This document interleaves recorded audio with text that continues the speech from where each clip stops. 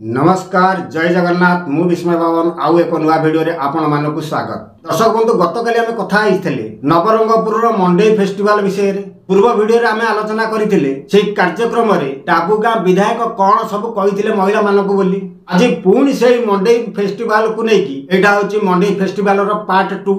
आज रो भिडियो रे आम कथा हबा अभिनेता रो नेता हेतिबा बीजेडी रो राज्यसभा सांसद मुन्ना खां को विषय रे। तबे ता पूर्व आपण माने गोटे छोटिया अनुरोध वीडियो को लाइक करबा सहित चैनल को सब्सक्राइब कर देबे। आज्ञा कथा होची मंडई कार्यक्रम रे मध्य जोग देथिले बीजेडी रो राज्यसभा सांसद मुन्ना खां। अनहर रांधारित सब महिला मानक सेटार कहले जे महिला माने होचंदी मोर गर्लफ्रेंड। क्या बोला तूने? तो मुन्ना खां से गर्लफ्रेंड बॉयफ्रेंड ऊपर जाई ना।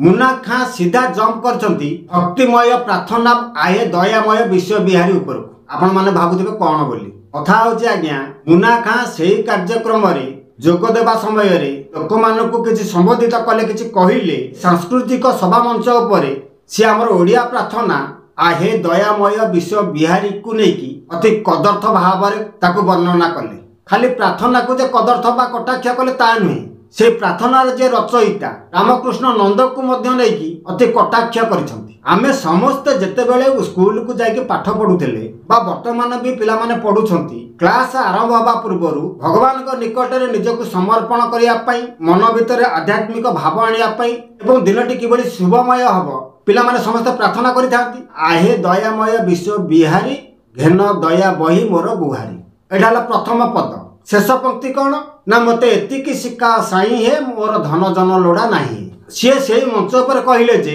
प्रार्थनार जेतेबेले शेष पदटी कवि रामकृष्ण नंद लेखुतिले सेतेबेले तांको स्त्री को सहित कौनसी कारणर झगड़ा हेबारु से प्रार्थनार शेष पदटी रे मोर धन जन लोड़ा नाही बोली लेखिसंती। अर्थात तांकर कहिबार कथा हला जेतेबेले तांको स्त्री को सहित तांकर झगड़ा हला सी मने कले जे मो स्त्री तो मो सहित झगड़ा कलानी काली पिला माने करिवे तेणु ये जीवन तुच्छ ये संसार तुच्छ निज जीवन को निज संसार को तुच्छ मने करिकी भगवान को से प्रार्थना कले जे आज्ञा मते एतिकी शिका साई है मोर धन जन लोड़ा नहीं है। इतने तेजस्वी लोग हैं हमारे पास, कितने शानदार विचार रखते हैं जी। आज्ञा ये किभली कदर्थ कथा कहले।